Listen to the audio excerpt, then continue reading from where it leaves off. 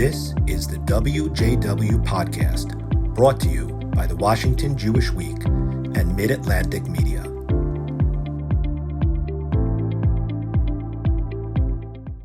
Welcome to the WJW podcast. I'm your host, Aaron Trudler, editor of the Washington Jewish Week. I'm joined today by Natan Sharansky, a leader in the effort for the right of Soviet Jews to immigrate to Israel. Natan was a political prisoner in the Soviet Union and was sentenced to 13 years in prison, including solitary confinement and hard labor. After serving 9 years in prison, due to an incredible worldwide advocacy effort that was led by his wife Avital, Natan was released, and he and Avital moved to Israel in 1986. Natan is a former member of the Knesset, having served in 4 consecutive Israeli governments as a minister and a deputy prime minister. A former chairman of the Jewish Agency for Israel, Natan is the recipient of the Israel Prize, which he won in 2018. It's Israel's highest award. Natan is also the recipient of the Congressional Medal of Honor and the Presidential Medal of Freedom. In fact, Natan is the only living non-American citizen to have won both of those very prestigious awards. In 2019, Natan became chair of the Institute for the Study of Global Anti-Semitism and Policy. Natan, thank you so much for taking the time to chat. Thank you. I mentioned before, Natan, that you were a political prisoner for 9 years.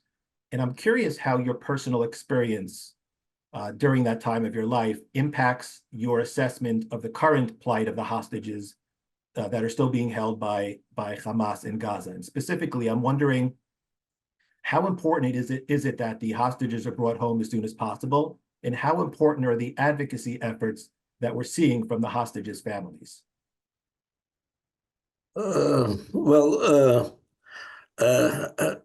Every experience is unique in its own way, so it's difficult to make comparisons sometimes. But a couple of things are clear. First of all, they're in an extremely hard situation, under pressure that any moment there can happen anything with you. Probably it's even harder than the situation when I was in prison. And because in fact there are not only no laws, in Soviet Union there was also no laws, but very limited opportunities for the public opinion of the world to press. Hamas really doesn't care. And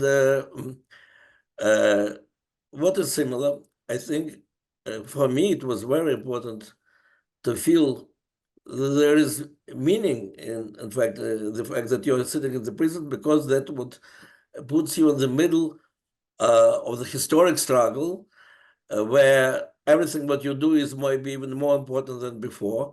And it is very important to feel that your country, your people, all the world of good-willing people believing in freedom, they're with you in the struggle. And I had to make myself every moment to think, instead of listening to KGB, to think, to imagine what the Jewish world, what my people, what my wife are doing at this moment. And that's what gives you strength. So I do hope that our hostages feel how all the countries fighting for them. And when I hear again and again warning that when we are attacking Hamas, it's dangerous for our hostages. But also I believe that when they hear a lot of the attacks, of the fighting and so on, it reminds them that the world in Israel special that didn't forget them. The second, of course, the families are fighting, and they are guided by their feelings, the feeling of the love, of the bond, and so.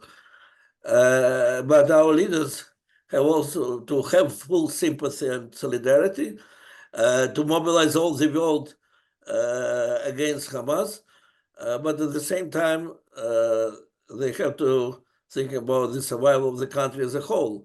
So I never was thinking that my release should be got by any price.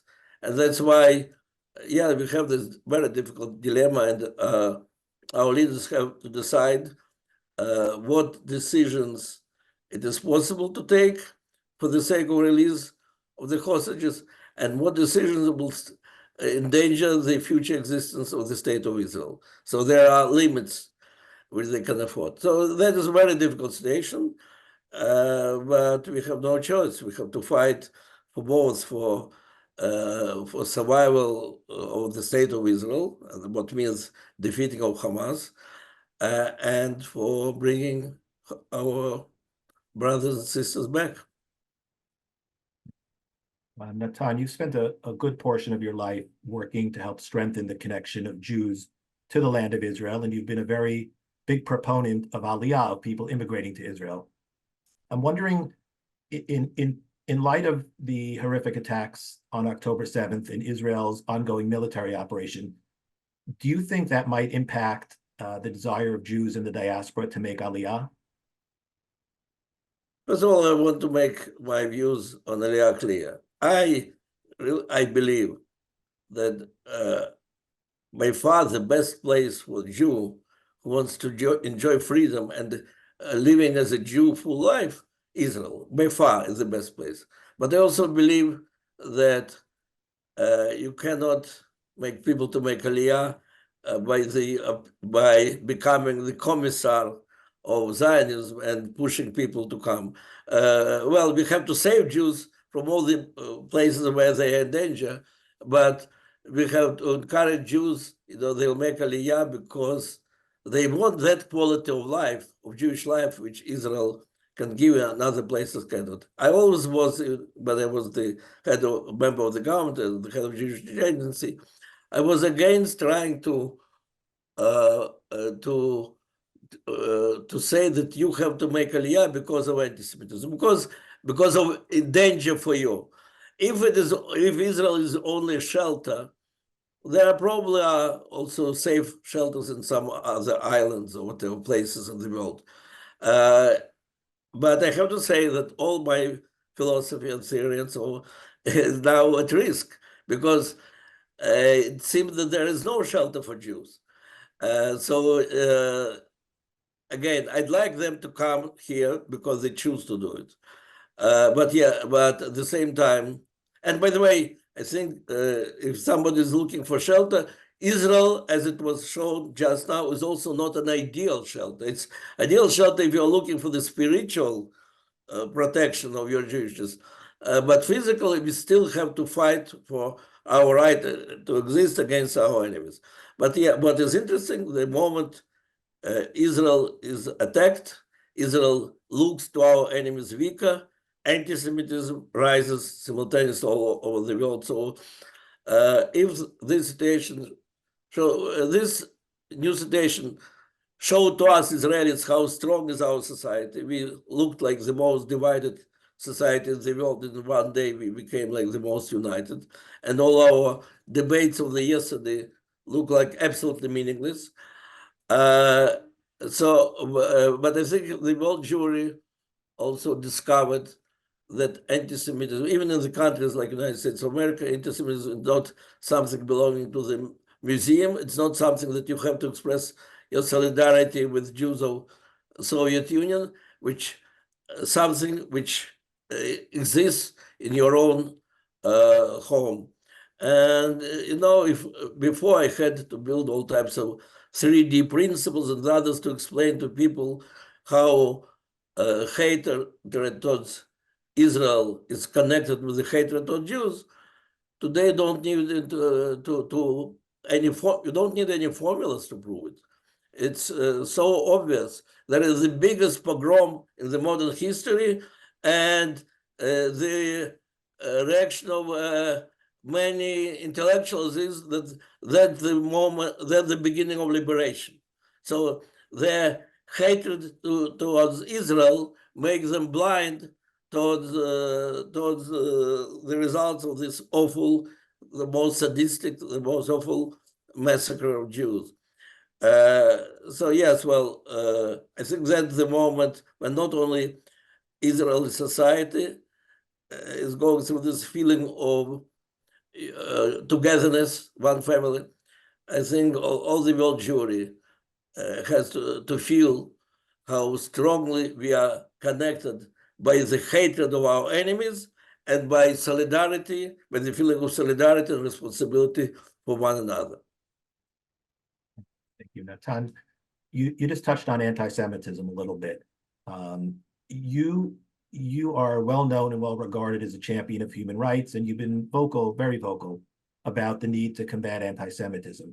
And as you just alluded to, anti-Semitism is increasing on a global scale.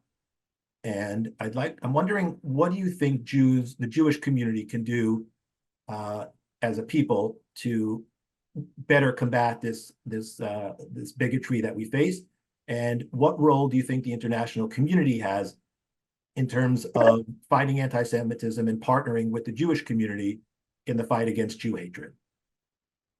As to Jews, look, one of the problems which I faced in the last 20 years was that there are, on one hand, increasing attacks on Israel and bordering anti-Semitism, and very often turning into anti-Semitism. And that's why 20 years ago I proposed to see demonization of Israel, the legitimization of Israel, double standard, 3D principle as the anti-Semitism. But there were an increasing number of Jews who felt that if only Israel would behave differently, if only Israel would not irritate so many people, we Jews could feel ourselves much safer. And even in the last couple of years, I heard more and more voices from some that probably we have to start thinking about strengthening our identity without connection to Israel. After all, as one woman told me, for thousands of years, Jewish identity was not connected to Israel. So why should we now connect it to Israel and pay all the negative price? And the young people, as a result, don't want to be associated with their own people and so on.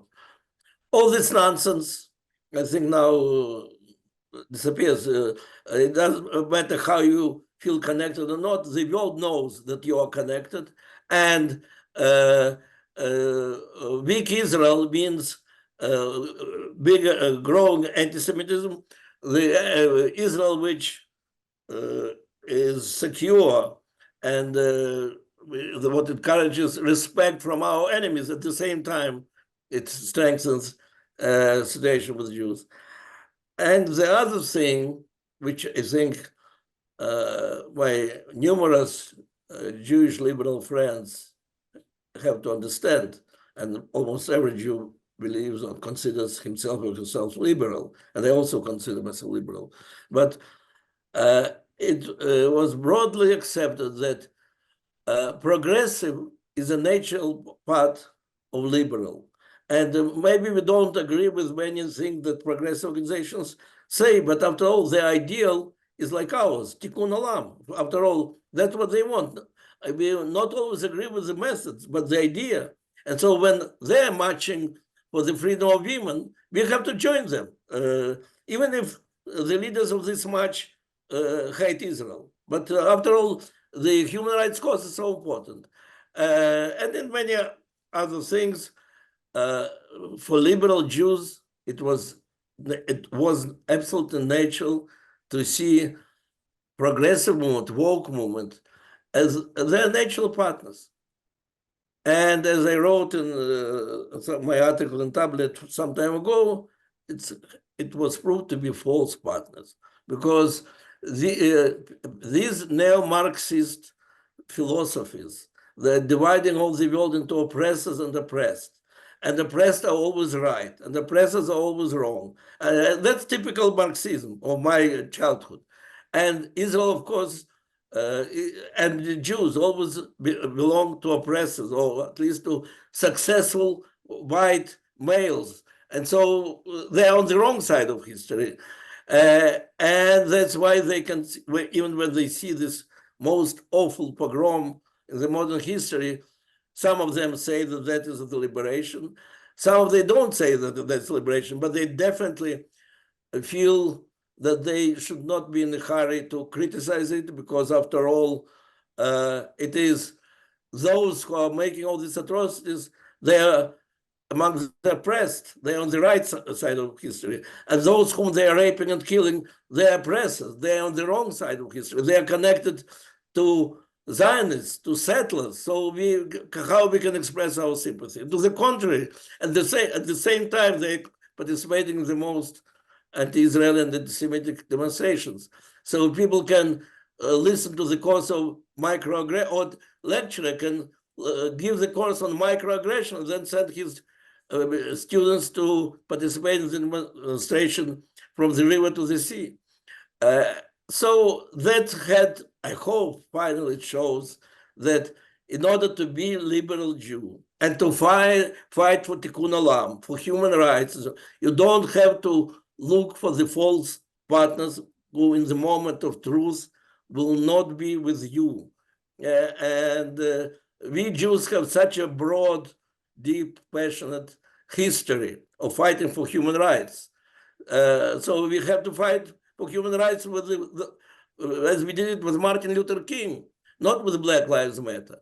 And so that's, I think, that's like immediate conclusions, which I would think that we Jews have to do. We have to look for our real partners. And here a word about attitude towards anti-Semitism of the broader world. Anti-Semitism always begins with Jews, but it never finishes there. That's what I think Elie Wiesel was saying. We have to say that anti-Semitism means that something is rotten in the society. It's like warning to the society that hatred is coming to on the surface. Hatred is threatening to your society. It will turn it in parts. And that's why people have to be concerned, not only because of their solidarity and sympathy to Jews. We were speaking about those who don't feel solidarity. Thank God there are so many people in the world who not only are shocked by this awful pogrom, but understand that Israel, that they have to give to Israel to fight against this awful enemy and even to help. But it's not only concern about Jews. People have to be concerned about their own society, about the future of Europe, about the future of America.